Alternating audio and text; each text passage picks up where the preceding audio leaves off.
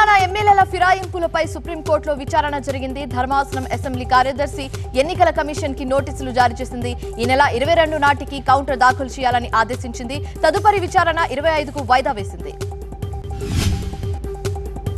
ఉభయ గోదావరి గ్రాడ్యుయేట్ ఎమ్మెల్సీగా కూటమి అభ్యర్థి విజయం సాధించారు. పీడీఎఫ్ అభ్యర్థి వీరరాఘవులపై పెరాబత్తుల రాజశేఖరం గెలుపు పొందారు. ఉద్యోగుల హక్కులను కాపాడతానని, పట్టభద్రులకు ఉద్యోగాలు వచ్చేలా చేస్తానని ఆయన చెప్పారు.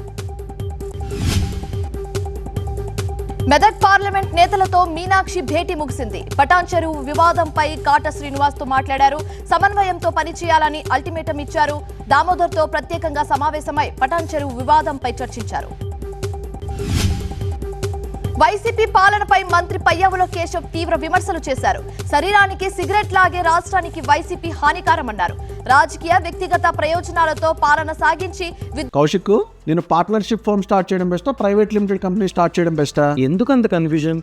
ఎక్స్పర్ట్ తో మాట్లాడు. ఎక్స్పర్టా? ఎలా? బాస్ వాలా బీ ద బాస్. విధ్వంసం సృష్టించారన్నారు. ఎంత నష్టం జరిగిందో ప్రజలకి చెప్పాలన్నారు. పామనూరు ఎయిర్పోర్ట్ కోసం భూములు కోల్పోతున్న రైతులు ఆందోళనకు దిగారు. ఎయిర్పోర్ట్ రావడం సంతోషకరమైన, భూములు కోల్పోతున్న తమకు న్యాయం చేయాలన్నారు. రైతులు అడ్డుకోవడంతో భూసేకరణ సర్వే తాత్కాలికంగా నిలిచిపోయింది. టన్నల్ ప్రమాదంలో పూర్తిగా ధ్వంసమైన కన్వేయర్ బెల్ట్ ను పునరుద్ధరించారు.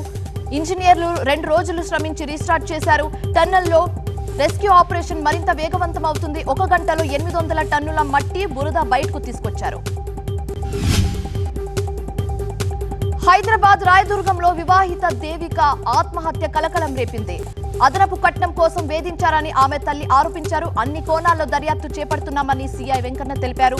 దేవిక భర్తను అదుపులోకి తీసుకున్నామని చెప్పారు. కర్ణాటక, మహారాష్ట్ర మధ్య సరిహద్దు వివాదం కొనసాగుతోంది. బెళగావిలో డ్రైవర్ కండక్టర్ పై దాడిని నిరసిస్తూ కలుబుర్గిలో కన్నడ రక్షణ వేదిక కార్యకర్తలు ఆందోళన చేపట్టారు. దాడికి పాల్పడ్డ మహారాష్ట్ర ఏకీకరణ సమితిని బ్యాన్ చేయాలన్నారు. అసెంబ్లీలో గుట్కా నమిలి ఉమ్మి వేసిన ఎమ్మెల్యేపై ఉత్తరప్రదేశ్ స్పీకర్ మండిపడ్డారు. సదరు ఎమ్మెల్యే స్వచ్ఛందంగా తమ ముందుకు రావాలని, లేదంటే పరిణామాలు తీవ్రంగా ఉంటాయని హెచ్చరించారు. మిగతా ఎమ్మెల్యేలు ఇలాంటి తప్పులు చేయవద్దని చెప్పారు.